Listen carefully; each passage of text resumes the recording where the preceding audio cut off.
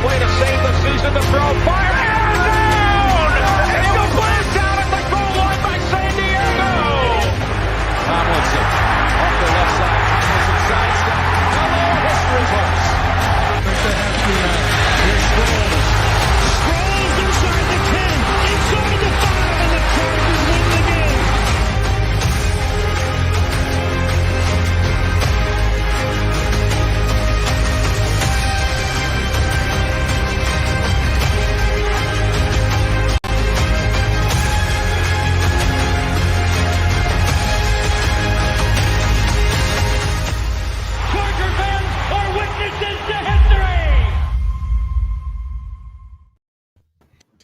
What's up, everybody? Welcome to the Lightning Round podcast. You got me, Jamie. I'm here with Craig. You can see we do not have Garrett today. He's on the courts coaching his son, so it's just two of us, but we got plenty to talk about with the Joe Hortiz interview or press conference today. So, Craig, everybody, what do you want to talk about?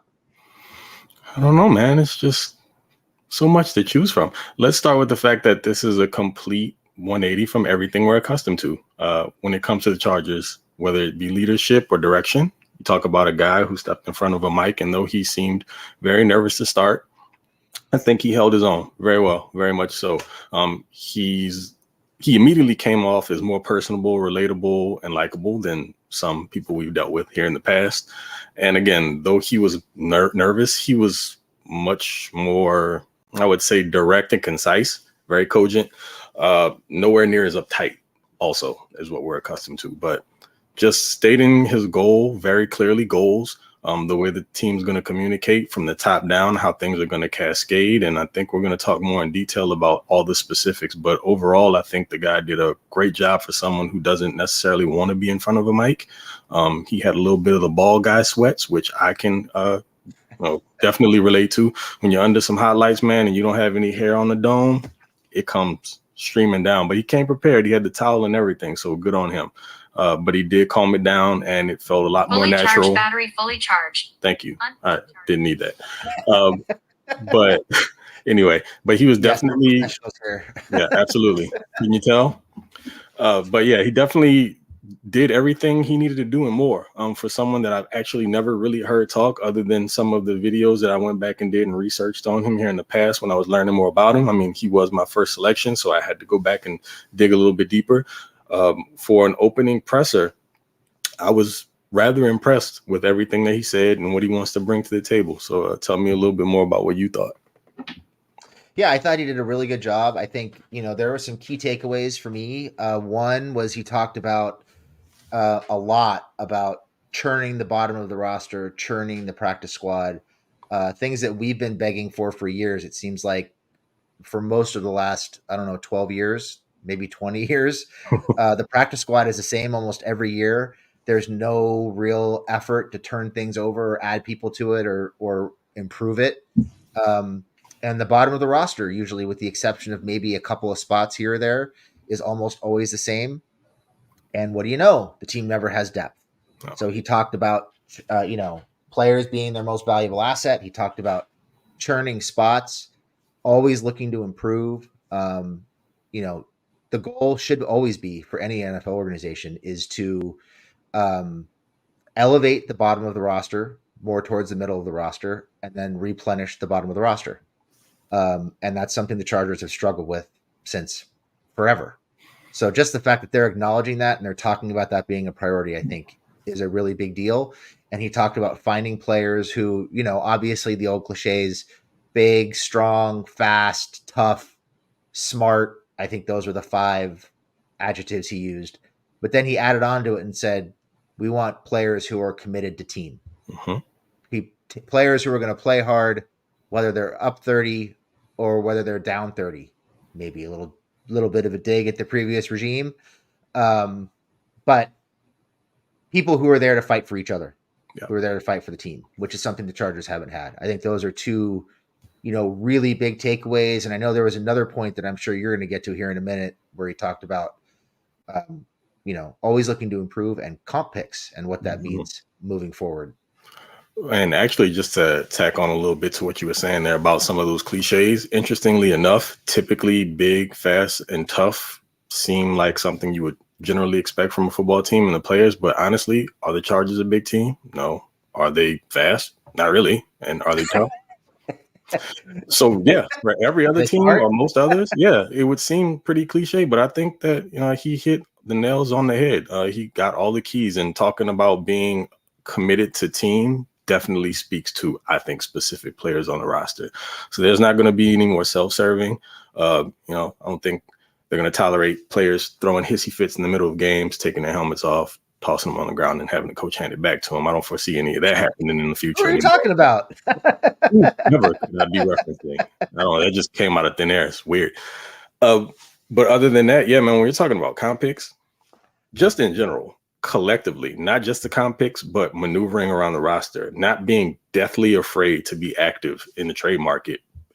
We did this every year, 4 years on end, sitting around twiddling our fingers, just waiting for some sort of notification to pop up, maybe for Garrett's guy to give us some intel about specific moves that may be made, and nothing ever happens. We get to the deadline and we pick up, some vet players that get cut, and, they may make a difference. They may come in, fizzle out, do absolutely nothing at all. But talking about those comp picks, I think is a huge thing. I mean, you talked about being a fan of them and creating a cycle of comp picks. So like you're talking about gaining early picks, and then from there, like, you develop and repeat the cycle.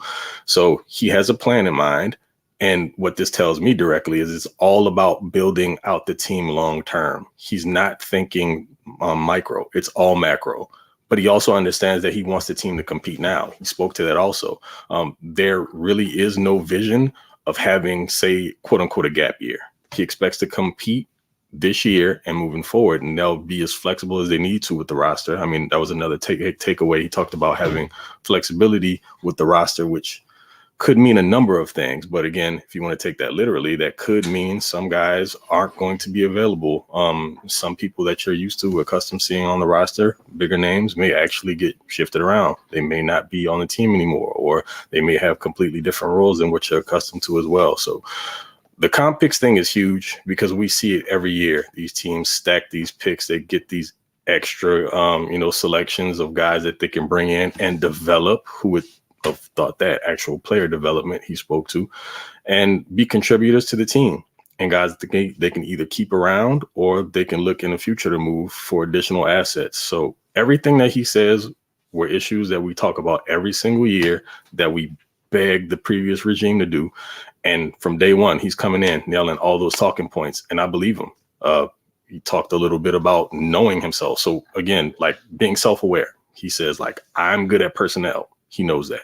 And he trusts the experts to do their job elsewhere. So he's going to allow everyone to do their job, and they're going to have a cohesive unit. Everyone comes together and they make decisions about the team and the direction that they go together. There's no one lording over them, pulling strings. The football guys are going to be able to do football things. And, if the other people want to take credit for it, great. Update, your profile on the website and take all the credit. Who the hell cares? We just want to win.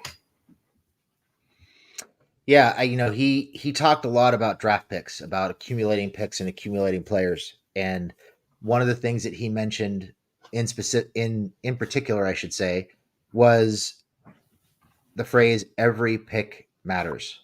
He talked about whether it's the 5th pick in the draft or your 2 7th round picks, they all have a chance to make the roster, and that if they're doing their jobs properly, they should be finding Pro Bowlers in the 5th round, possibly in the 6th round and beyond. And that all those picks matters, and we can't afford to throw them away for projects in the middle of the round because we feel like we hit a home run on the 1st and 2nd round picks.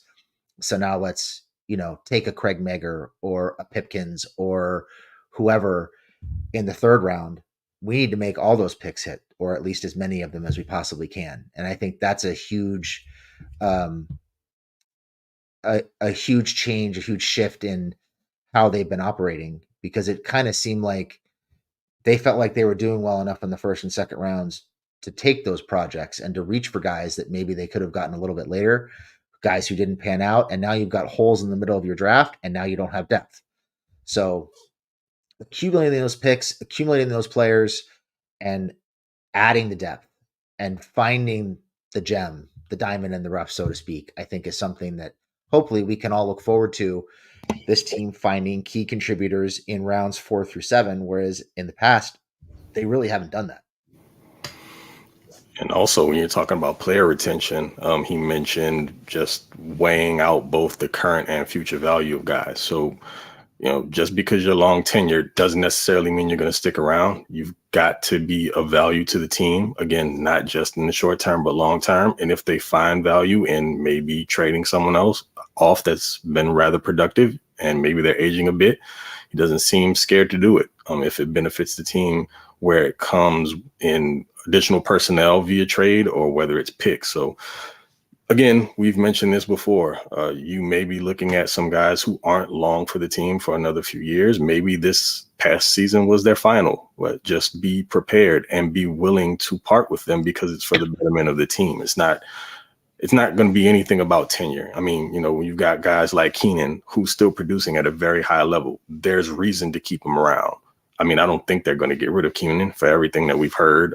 We've heard Harbaugh mention his name as a pillar almost every time he steps in front of a mic.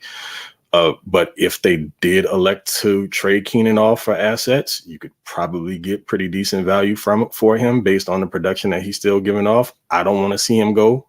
If they did, I would have to respect it, though, because I understand the direction that they're looking to move in. Again, this is not me saying that I think they will, because I don't. But just using him as an example, they aren't going to be tied to guys just because they're quote unquote, lifers as Chargers. You heard Telesco say that about Keenan in the past few years, and you just believed it because they like Keenan. But also, yes, he is a staple of the organization. But these guys aren't playing by those rules. It's all about winning now, what's going to help them in that way, and what helps them to be successful moving forward. So all great things that we heard in this presser. And I'm just excited to see what the next moves are, because we're getting this draft season. I've said this a bunch of times. I'm excited for the fact that now all the players I like seem to fall in line with the same players that Hortiz likes. It's one of the reasons why the Ravens had the tendency to draft some of my favorite guys. And now I don't have to stand on the sideline in admiration. I get to be a part of it and witness it and have it happen for my team. Yeah, I just had another thought and I lost it. I'll come back to it. I'm super excited because I think for once we have a general manager and a front office in general who they're looking at maximizing value in players and picks in whatever way that might mean. And to your point on Keenan, there's been a lot of talk this offseason about who the team should cut, who they should try to trade, who they should extend. I think most of us probably rightly assume they will extend Keenan Allen because he's their best receiver and he's the focal point of the offense, and Justin trusts him, right? He's going to get open more often than not, and he's going to make plays for you. Having said that, I think to your point, if you're looking at guys on this team who have trade value outside of Justin Herbert, who obviously isn't going anywhere, and you're looking at guys who could give you an opportunity to give you some cap relief, there are really two guys on this roster, in my opinion, who give you an opportunity to trade and get something really good back. And that's Keenan Allen and Khalil Mack. And people are quick to say, no, you can't trade Keenan. But look, and they probably won't. But if you're looking at things in a macro perspective and you're looking over his entire tenure as a Charger and you're saying, well, look, Keenan is great. There's no denying that he is great. However, this offense and this team as a whole has not produced much in terms of wins and losses and playoff success as it is currently constructed. So is Keenan more valuable to this team on the field as the number one wide receiver? Or is he more valuable to the team in a trade to a team that maybe sees him as the final piece to a Super Bowl contender? And like I said, I don't think they're, but I think this is something that should be looked at, because if you look at Bosa, he probably doesn't have a lot of value. Yeah, they got I believe it was a 4th round offer from the Ravens at the trade deadline. They wanted more. It didn't pan out. He was starting to play well. Then he got hurt again. He's missed a ton of time. He's due more than $30 million this year against the cap. he's going to be a really tough guy to trade. And I'm not sure what his value is right now, just because of the injuries. You start to look for that intersection of availability and ability, and he's just not available. So I don't know what the value is. And I think the same thing can be said for Mike Williams entering the last year of his deal. Bad back, bad knees. He's never healthy. He's had, I think, 2,000-yard seasons. You could argue he was on his way to a third last year before he got hurt at the end of the year. But either way, he's missing time. He's not super productive. I think he's turning 30. How much value does he have in a trade? Whereas Mac is coming off of, a defensive player of the year caliber season, and Keenan is one of the, best 15 wide receivers in the league, if not better. Those are guys who might return some value and help you reload instead of rebuild a little bit faster. And it'll be interesting to see how they handle that, because I don't think it makes sense to cut a Keenan Allen, and it doesn't make sense to cut a Mac, and I don't think you're going to get much in a trade for Mike or Joey. So it's going to be interesting to see how those things play out from a value perspective, and how the team, changes the way they view those things moving forward with a new general manager. Well, yeah, kind of like you mentioned also, as far as value is concerned with a couple of these vet guys, specifically Keenan and Khalil, they would probably be great pieces to add to these contending teams who are looking for one or two guys to get them over the hump. We've got various teams that can use an additional pass catcher, someone who can open up the intermediate portions of the field, get open in the slot, make plays that way to set other guys up. Or Khalil could be that missing piece on the edge for a team who, has a decent rotation and needs someone who can come in to be stout against the run, set a solid edge, and also get after the quarterback, and, can produce for another couple of years. And they may be willing to give up pretty decent capital to get their hands on that, because they're looking to win now. And a lot of those win now teams will give you a bit more than what you would probably get on the open market elsewhere, just because they're looking to make that final push.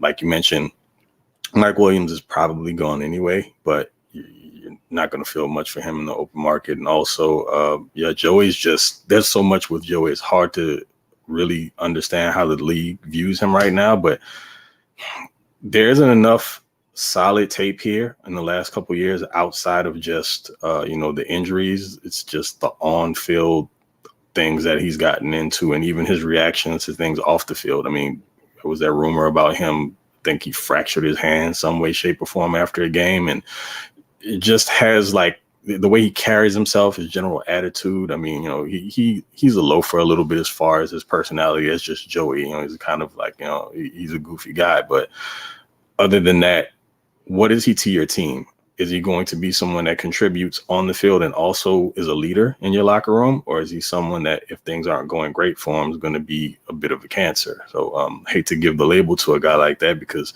don't know Joey personally, but just seeing how he's performed and what he's put out there just these last few years, I don't think it bodes well for him out there in the rest of the league. And to be honest, maybe a change of scenery helps him overall. And then again, with everything that is now coming into the building, specifically in the coaching staff, whether we're talking about strength and conditioning and Ben Herbert and all the other things that Harbaugh is bringing in, maybe they think that's something that can help him out, and they see the value in keeping him around because he's younger, and they think maybe they can keep him healthy. I will tell you this thing, though. Joey has a tendency to want to leave and go do training on his own with his own team. That won't be the case now. That hasn't worked out well for him here in recent years. And now you've got someone who's an all-world strength and conditioning coach coming in Ben Herbert. You might want to be around that facility as much as you possibly can, especially if you plan on sticking around this team. So there are lots of changes on the horizon. And even, before we hopped on here, the presser happens, and then you get a bunch of confirmations in the coaching staff that seem to have all come down the pipe within the last couple of hours. And I think they're pretty much filled out. Yeah, all really good points. I think we're in for a really exciting offseason, to be honest with you. I think we're going to see things done in a very, very different way. I think another interesting point is they talked about the structure between Harbaugh and Hortiz, and Harbaugh had referred to Hortiz, he referred to himself as Batman and Hortiz as Robin during the season. and then vice versa during the offseason. And Hortiz kind of confirmed that. And I think, there was a lot of speculation, and we did some of this speculating too, was, hey, Harbaugh's going to want full control. And it doesn't sound like either Harbaugh or Hortiz is super worried about credit or control as long as they're winning. Mm-hmm. And it sounds like they're both on the same page. So they're going to be working side by side, and it's not going to be so much Hortiz doing what Harbaugh wants, I don't think. It just sounds like they're looking to complement each other, which I'm not really sure is a relationship that Telesco had with previous head coaches. I think he was there to kind of do the head coach's bidding, and I'm not sure how much they complemented each other. So that'll be an interesting thing to see. And then the other thing that Hortiz mentioned that stuck out to me, and I don't know if you caught this, Craig, he mentioned somebody asked him about analytics, and he made a comment about how analytics are really important, not just during the game, but in scouting. And the phrase that he used was, it helps you cover your blind spots, or it helps you see your blind spots. And he followed it up with something that I thought was really interesting. And he said something to the effect of, as a scout, you can have certain traits that you look for at a given position. And you can say, this is what I want. This is what I need. And then you can go to the analytics, and the analytics can say, no, that's not really what you need. And to me, that's pretty telling, because we've talked about this team having very specific prototypes or types of players they look for in certain positions, specifically wide receiver. And it kind of seemed to me like he was talking about that a little bit, about, hey, we're not going to have those biases. We're going to go ahead and we're going to take the guys that best fit the roster, whether it's what we've traditionally looked for or not. And that's not the way they've gone about scouting in the past. So that to me was really interesting. I think that was a little bit more, it kind of came across as like a throwaway comment, but I think it was a little bit more revealing than most people realized, just because of some of the limitations the Chargers have dealt with from a scouting perspective over the last 15 years.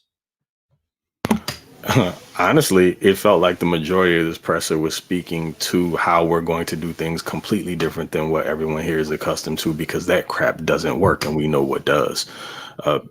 When you're talking about the analytics side of things, that says a lot, because there's also a balance there. There's a difference between knowing what you've typically done in years past and how that's worked out for you, but also beyond just the eye test, it gives you an extra layer of information that will help you, again, create a balance. That way your team isn't leaning in one direction and you're top heavy at one certain position, or you're top heavy at a type, should I say.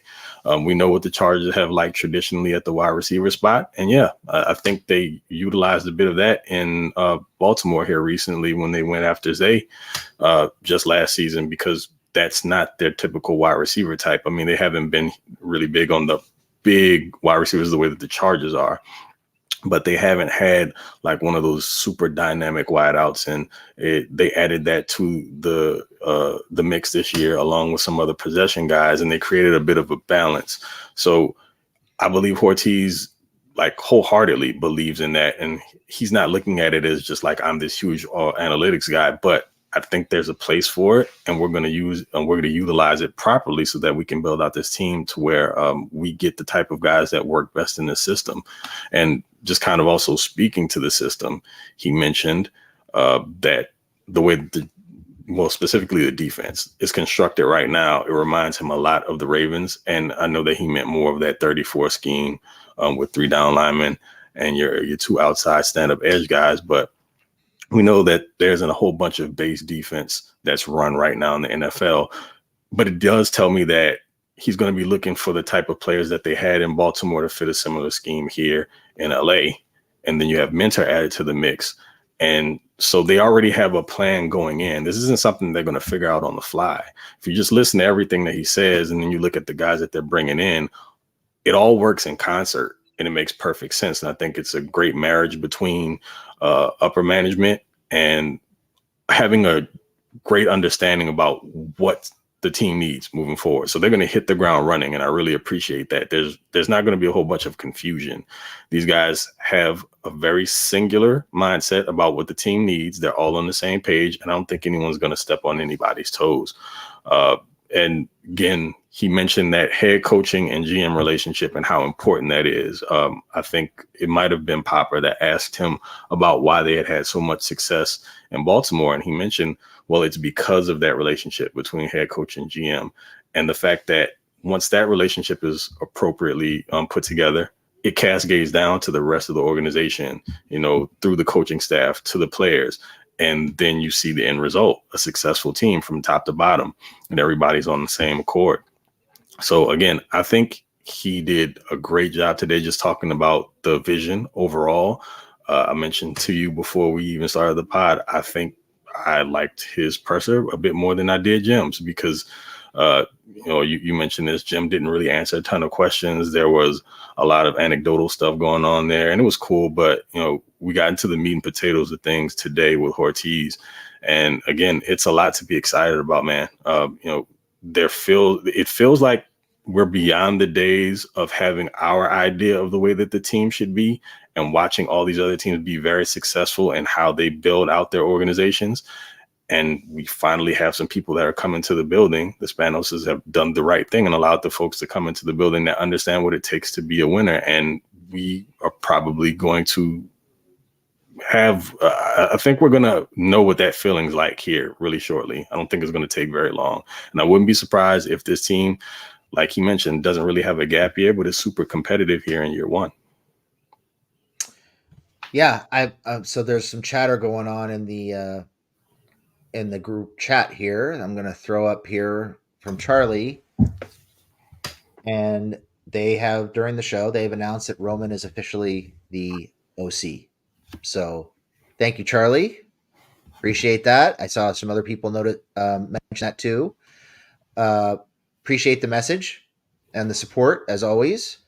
So we're talking about Hortiz, but let's talk a little bit about Greg Roman and talk about our feelings about the hire and what this means for the Chargers offense moving forward.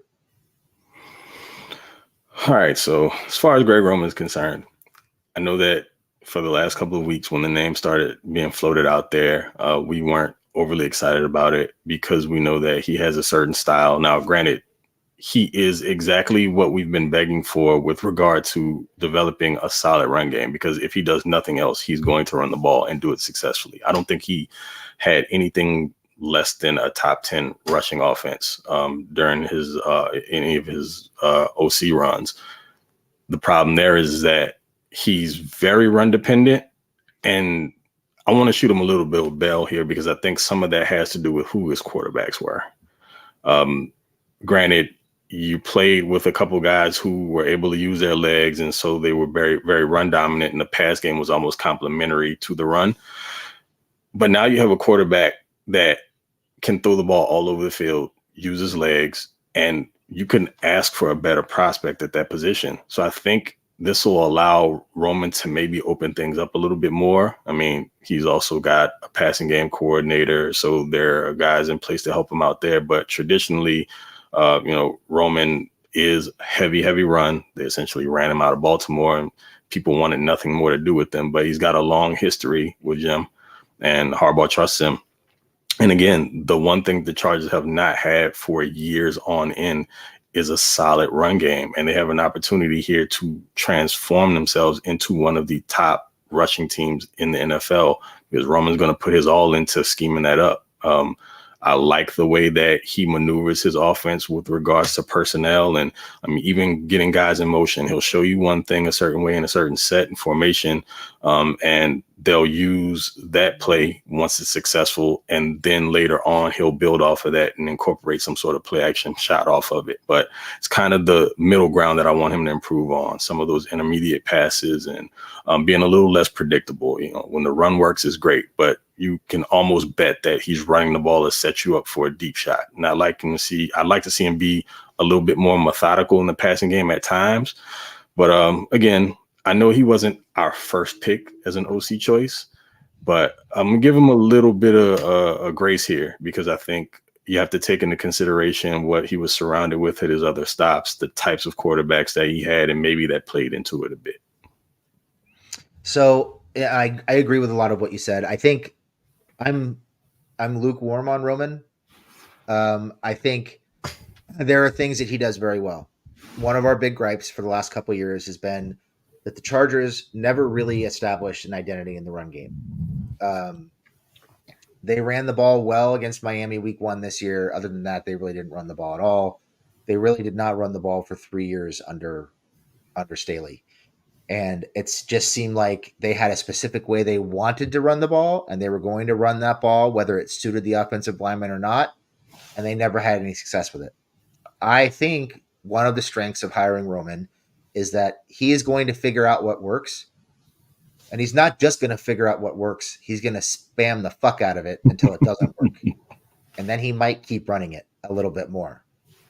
But he is going to stick with what works, and he's going to hammer people with it. And his running game tends to create chaos and havoc at the line of scrimmage. His offensive lines have always been well coached. The Ravens, whether they had a healthy line or not, always are successful running the ball, which tells you they teach and they develop their offensive linemen, which is an area that I think was really hurting the Chargers' run game in the last 3 years. So I think the Chargers will figure out what works for their offensive linemen. I think they will teach the shit out of it, and I think they will pound the shit out of it until it doesn't work. Those are all positives. I have questions about the passing schemes. I think those are fair questions, but the hiring of Brady, not Brady. Yeah, Marcus Brady as the passing game coordinator, I think balances some of this out and almost hedges bets. I think if the Chargers are super successful, maybe Roman gets a head coaching gig or he gets hired away somewhere else and they can promote Brady. If they are not successful and they decide that he's not working and he gets fired, they can promote Brady to offensive coordinator. And if Brady gets hired away as an offensive coordinator or as a head coach, we're talking comp picks. So I think they have kind of a fallback plan or a safety net, so to speak, to fall back on if things don't work out with Roman. But like you mentioned, Harbaugh took the job in large part because of Herbert. So he is enamored with Herbert. You've got to think he's going to want to put Herbert in a position to succeed. They talked about, and this is something that Hortiz talked about today, was if you run the ball, if you have a good offensive line and you run the ball, you protect your quarterback. Okay. So they want to protect him. They're trying to put a plan in place to protect him, all positives. But I do think Harbaugh's going to want, being a former quarterback himself, seeing the talent that he has in Herbert, I do think they're going to want Herbert to throw the ball a little bit more than Roman has traditionally. And I think they will have voices in the room that will help him with that. And if not, it won't work and he'll be gone. So I think this, to me, is almost kind of like the inverse hire of Norv Turner when the Chargers hired him. The Chargers hired Turner to help elevate Rivers' game when he was first becoming the starter for the Chargers. And I think this is something similar, even though they don't have a running back in place. They're hiring Roman to elevate the running game, which they feel will in turn elevate Herbert. So if that's the plan, I'm on board. I'm lukewarm with Roman, but I think they've got enough strong, intelligent voices around him, and things are going to be taught well enough that it will probably work. And if it doesn't, they have somebody in-house who can replace him without having to completely change things around. So fingers crossed it works. It wouldn't have been my first choice, but I think with Harbaugh's familiarity with Roman, with Brady being on staff, I think there are safeguards in place that should help them be successful with Herbert throwing the ball and also build up that running game to help keep Herbert upright and protect him.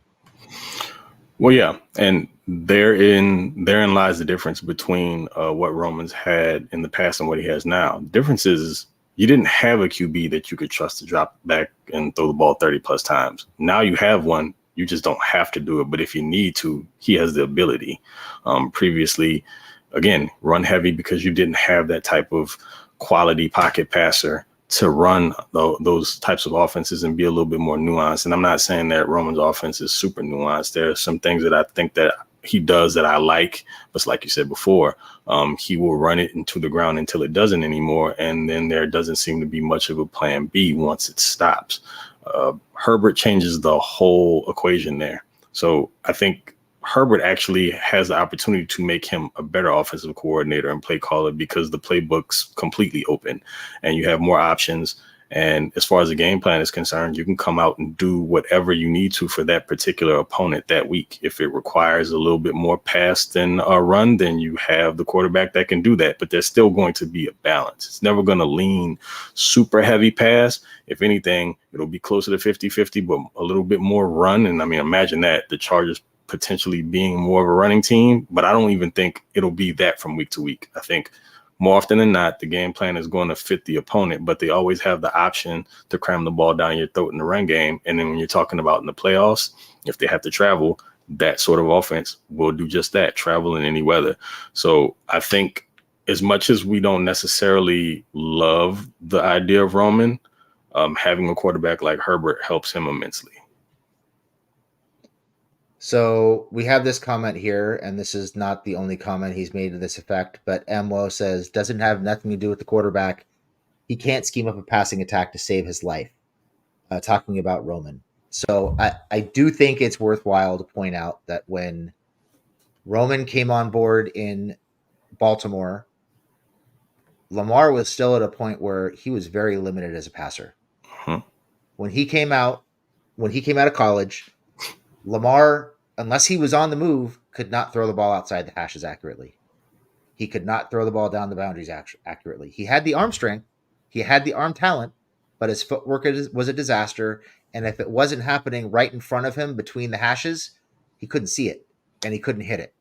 So everything they schemed up was to create one-on-one matchups in the middle of the field. And part of the reason the Chargers gave them fits, even though this wasn't Roman calling plays, part of the reason the Chargers gave the Ravens fits in the 2018 playoffs was because they flooded the middle of the field and there was nowhere to throw the ball.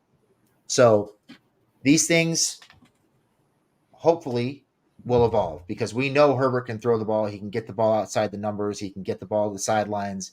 He can access the deep part of the field. Lamar just wasn't there yet.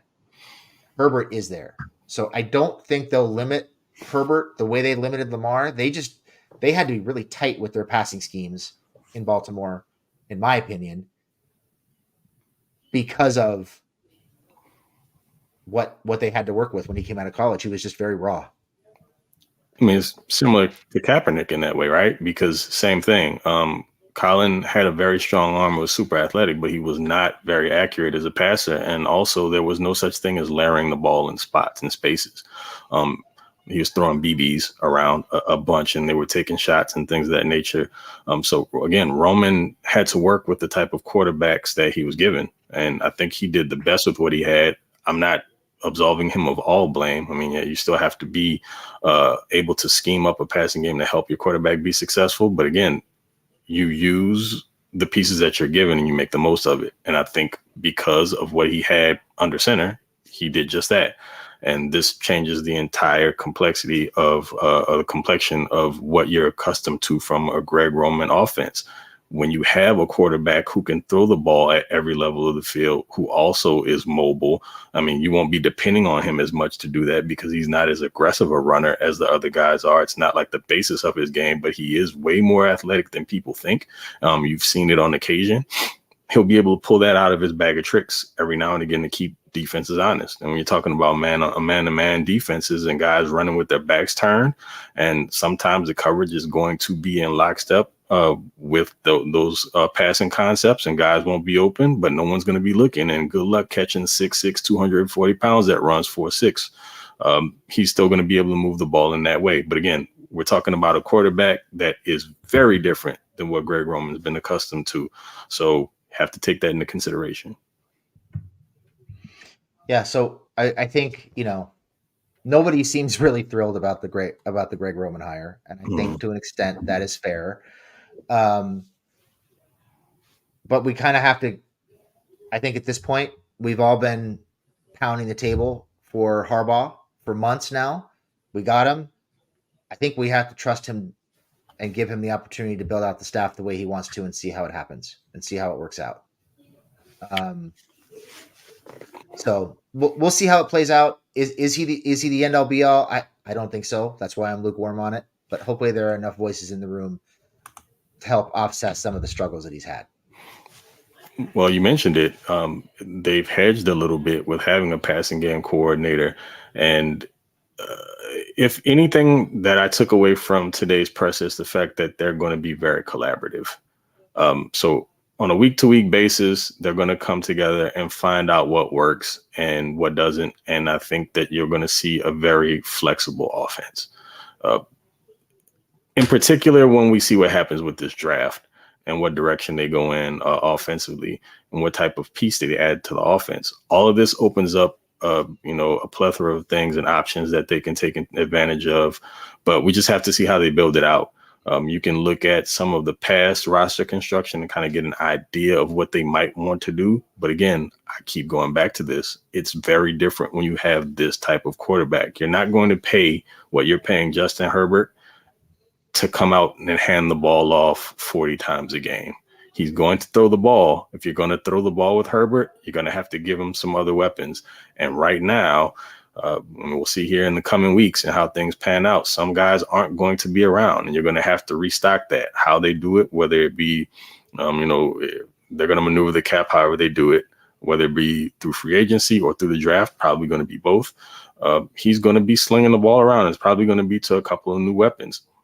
But I trust Jim because there's no reason not to do it. He's won at every level. And until he gives me reason not to believe, I'm not going to doubt him.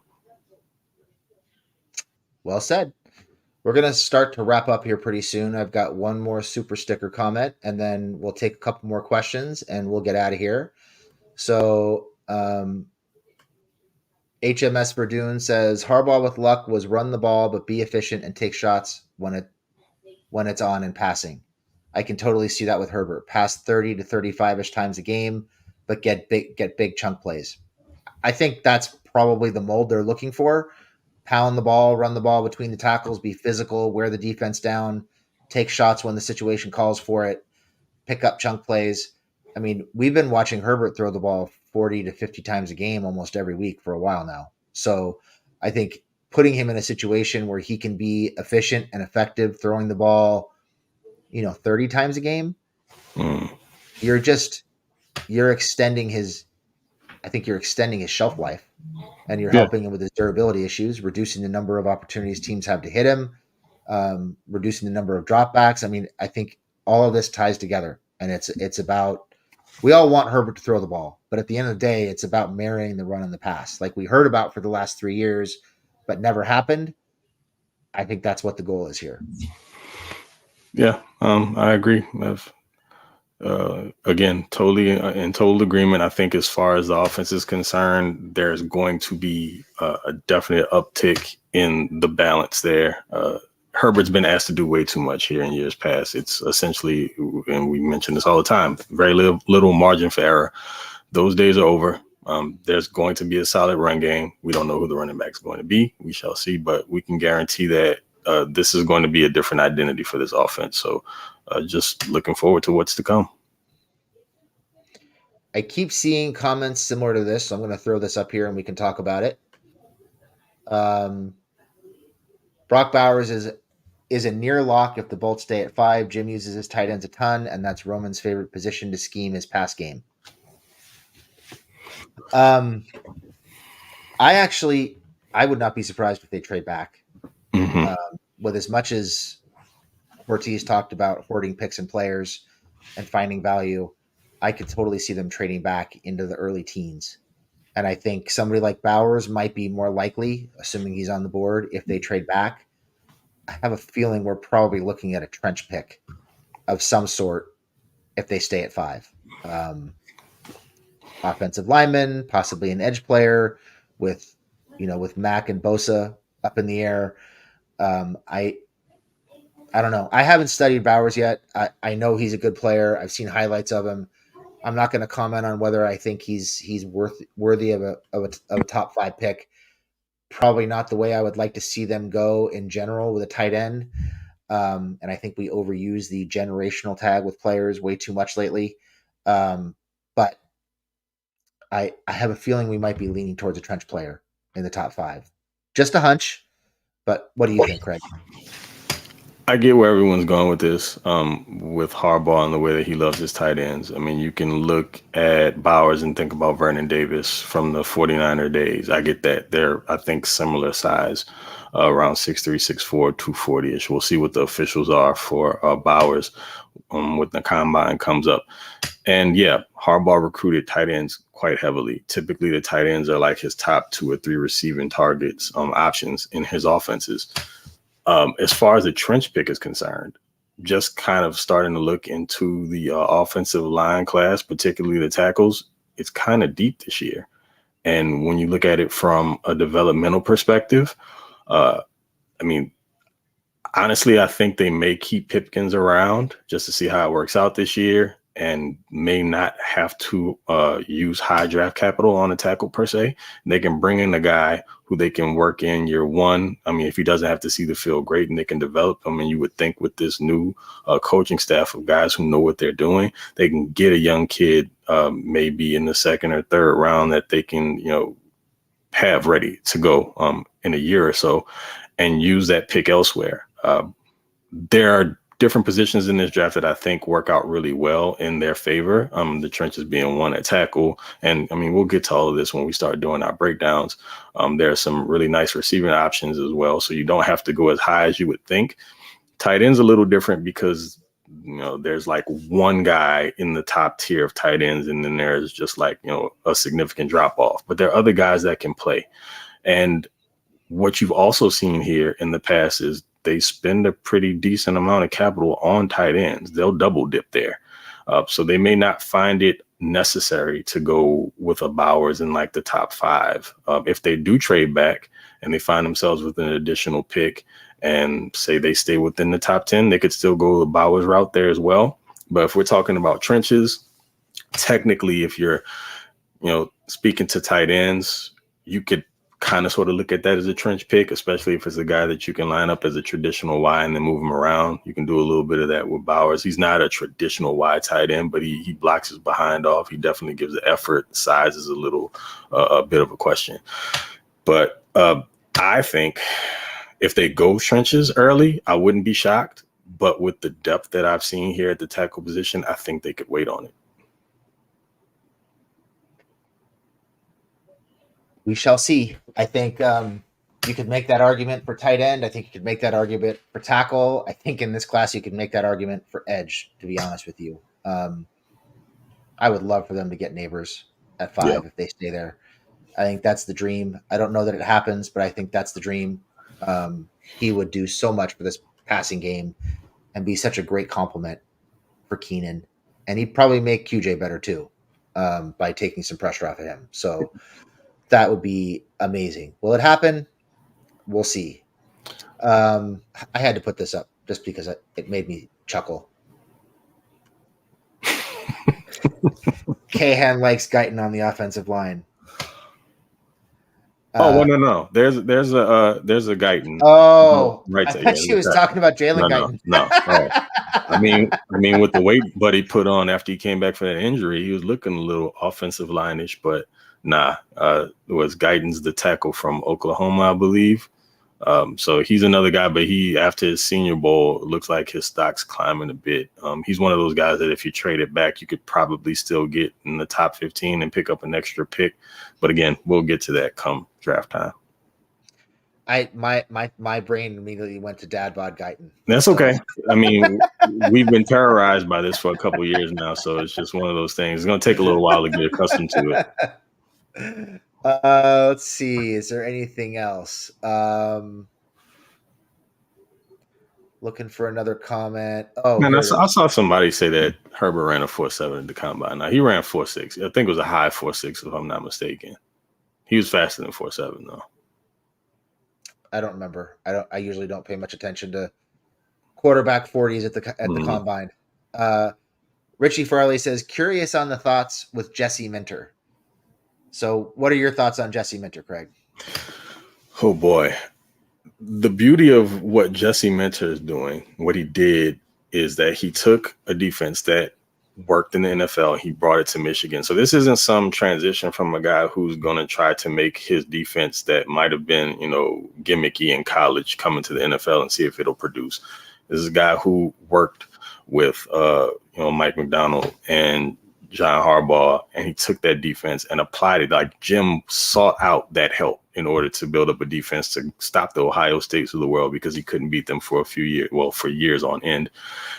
That defense is going to fly in the NFL. And what I really like about it is the fact that it's not very, very complex, honestly, when you look at it from, the front to back.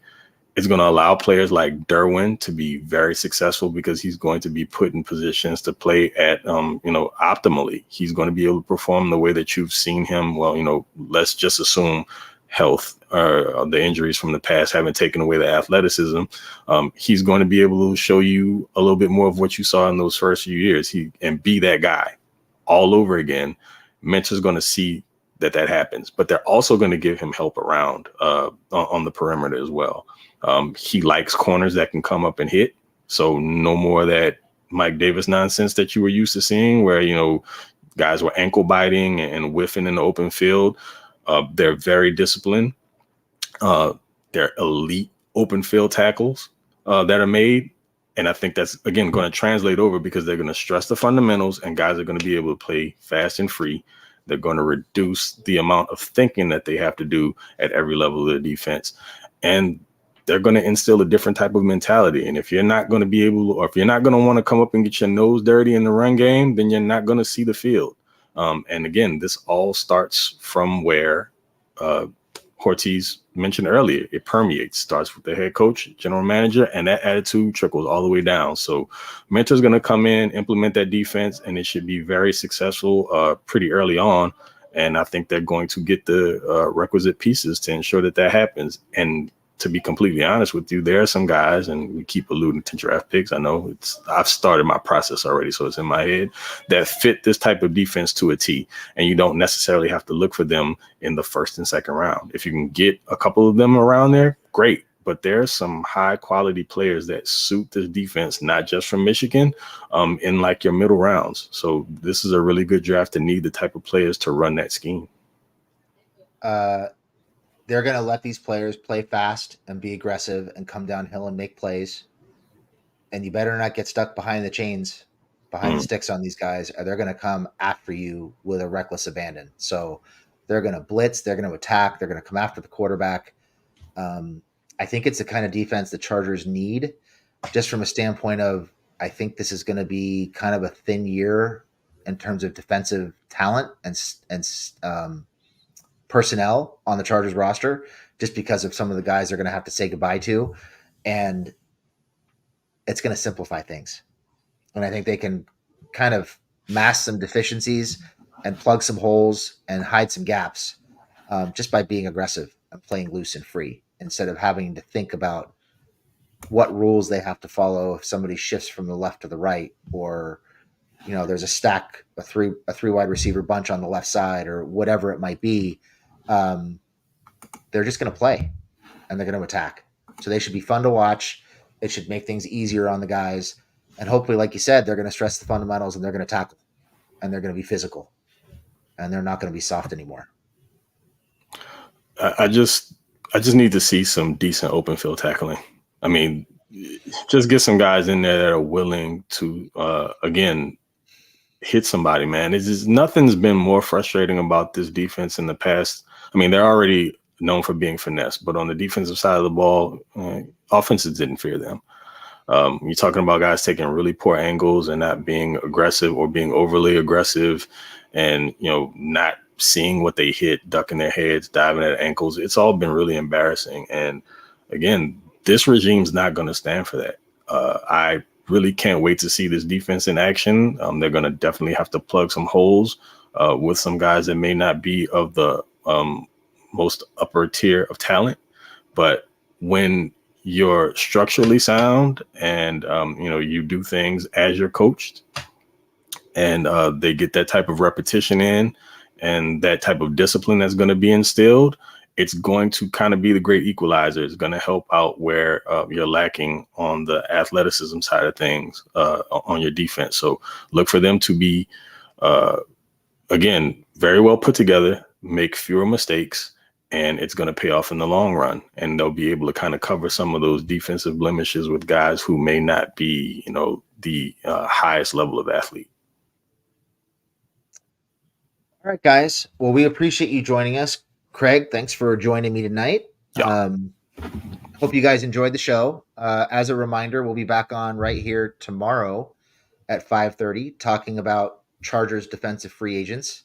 Or I can just save you some time and say, get rid of all of them. They all suck. But join us at 5:30 Pacific tomorrow. Live again, we'll be talking about Chargers free agents.